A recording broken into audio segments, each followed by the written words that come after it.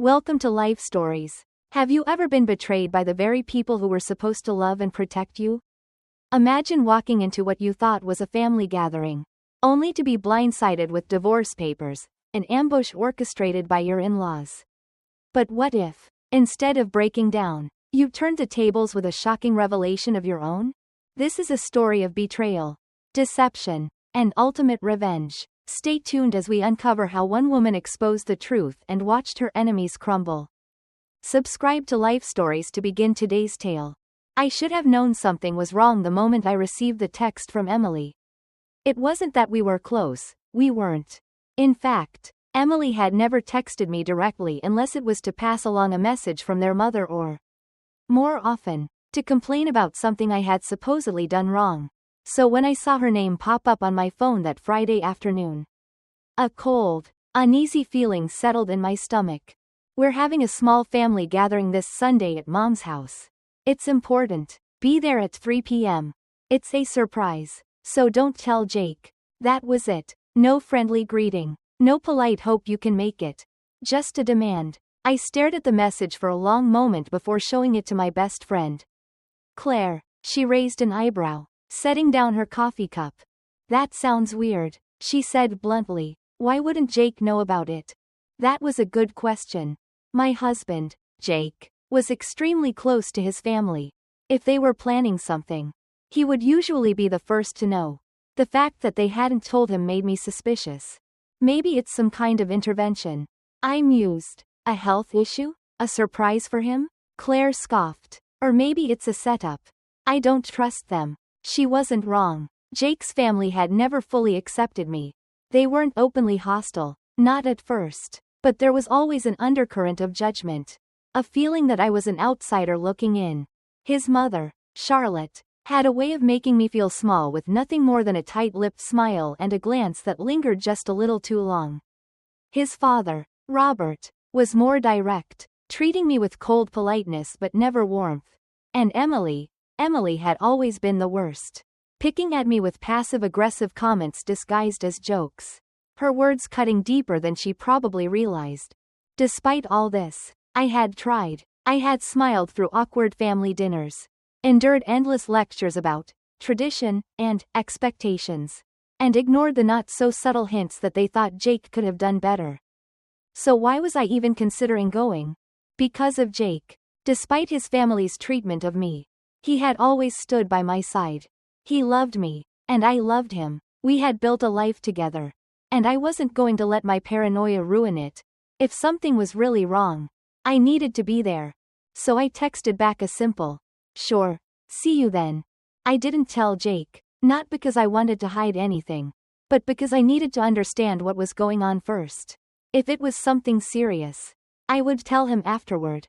If it was just another attempt to make me feel unwelcome, well, I could handle that. Sunday arrived with a crisp autumn breeze, the kind that smelled like burning leaves and hinted at the first whispers of winter. I drove to Charlotte and Robert's house, a sprawling, old money estate in the wealthiest part of Savannah, Georgia. The house was impressive in the way that only old Southern homes could be: towering columns, pristine gardens, and a coldness that no amount of expensive decor could warm. Even in the bright afternoon sun, it felt unwelcoming. The moment I stepped inside, I knew this wasn't a friendly gathering. Every single member of Jake's family was there, seated stiffly in the living room as if they were attending a council meeting. Charlotte, Robert, Emily, Jake's two brothers, even his aunt and uncle who lived several states away. And in the middle of the coffee table sat a single folder. The tension in the room was suffocating. Charlotte was the first to speak. "Sit down," she said. I didn't. Instead, I stood by the doorway, crossing my arms. "What's going on?" Robert picked up the folder and slid it toward me. "We need you to sign these." I stepped closer and glanced at the top page. My heart pounded. Divorce papers. A slow, breathy laugh escaped me before I could stop it. "Are you serious?" Charlotte's expression didn't change. "We've thought long and hard about this.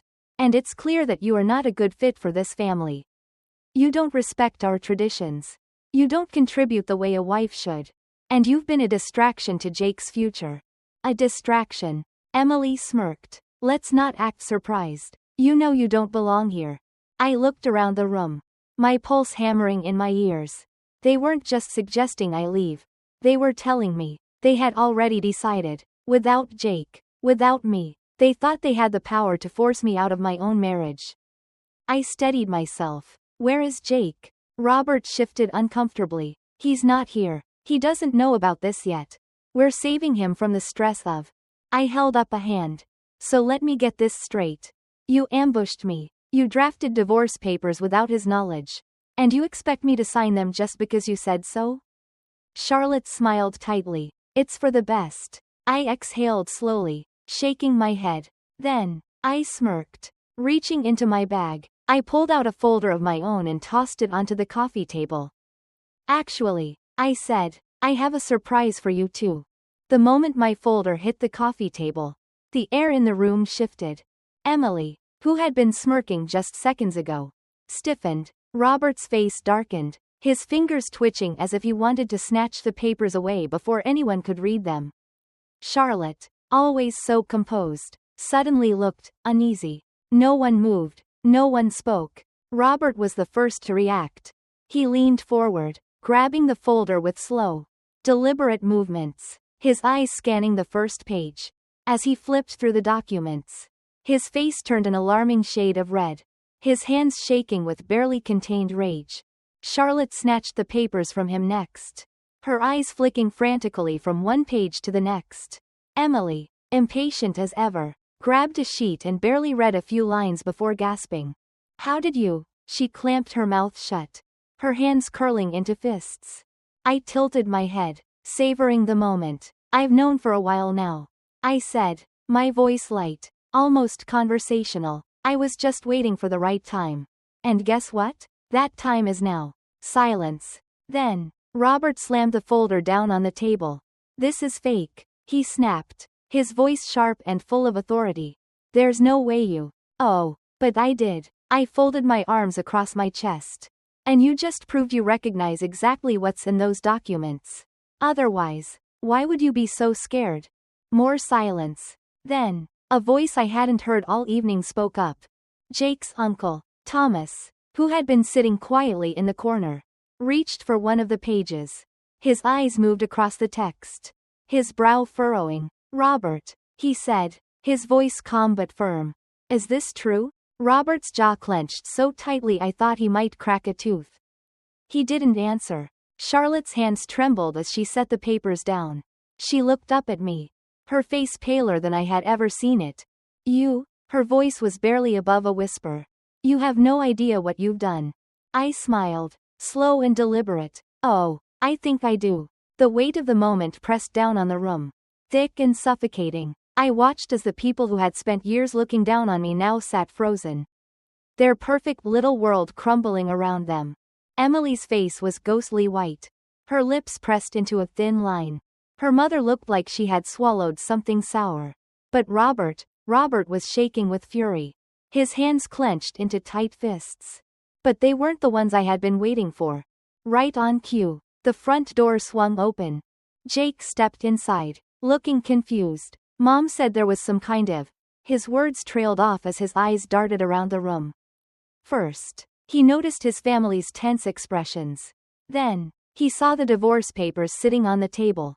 Finally, his gaze landed on the documents I had brought. His brows pulled together. What the hell is going on?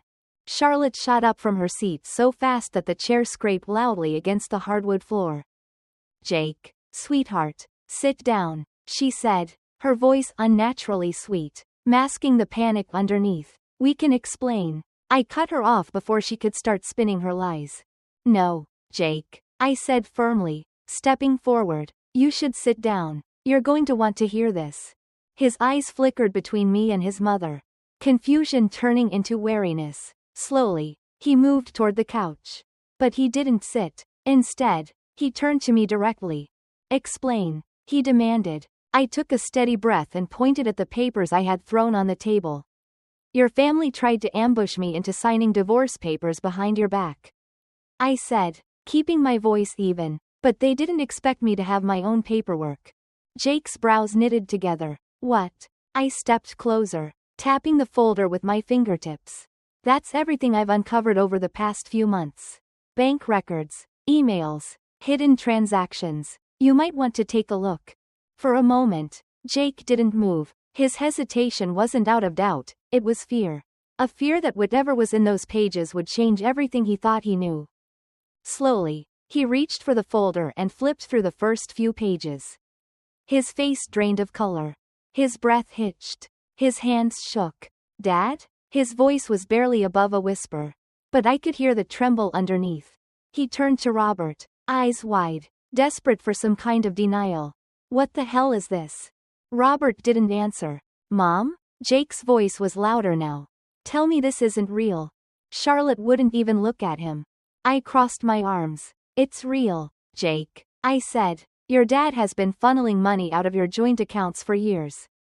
Every time they ran low, they used you as their personal piggy bank, business failures, bad investments, even covering Emily's debts. Jake looked like he had been punched in the gut. He turned back to the papers, flipping through them faster now, as if looking for some kind of mistake. Some proof that this was all just a misunderstanding. Then he stopped. His breathing turned uneven, his grip on the papers tightening. I pointed at one specific page. And that, I said quietly, is proof that your parents put our house up as collateral for one of their shady business loans. Jake's head snapped up, his eyes burning with disbelief. Our house? I nodded. That loan defaulted, Jake. If I hadn't found out in time, we would have lost our home. His hands started shaking. He turned back to his father. Betrayal clear on his face. You did what? Robert's jaw was locked so tightly I thought he might break a tooth. But I wasn't done. Your family set me up as the villain. I continued, my voice cold. They wanted to get rid of me before I could tell you the truth. For the first time in years, I saw Jake clearly, not as the man his family had shaped, but as someone waking up from a nightmare. His eyes, once filled with blind trust in them, now burned with betrayal. He had spent his entire life believing they had his best interests at heart. Now, he saw the truth. His mother reached for him. Desperation etched into her face. Matthew, honey, we did this for you. Everything was for you. Jake recoiled as if her touch burned him. Don't, he said, his voice raw, broken. Just, don't. The room was silent, save for the sound of the papers rustling in his hands. Slowly, deliberately, he placed them down, then picked up the pen I had left on the table. Without hesitation, he signed my papers, the ones that would sever his family's hold over him forever. Robert exhaled sharply, gripping the edge of the table. You're going to regret this. He spat, his face dark with fury. I smiled. Oh, I don't think so. And just like that, it was over. I walked out of that house with my head high, Jake beside me, and his family scrambling to figure out how everything had gone so wrong for them. But I wasn't done yet, because revenge? It's best served slow and public. Their downfall was inevitable. Their financial empire crumbled, their lies exposed, and their reputation tarnished beyond repair. Emily, the golden child, was arrested. Robert's business collapsed. Charlotte? She lost everything she had tried so hard to protect. And me? I thrived. Sometimes, revenge isn't about getting back at someone. Sometimes, it's about watching them crumble under the weight of their own mistakes. And I had front row seats. Subscribe to Life Stories for more real-life tales of betrayal, revenge, and justice.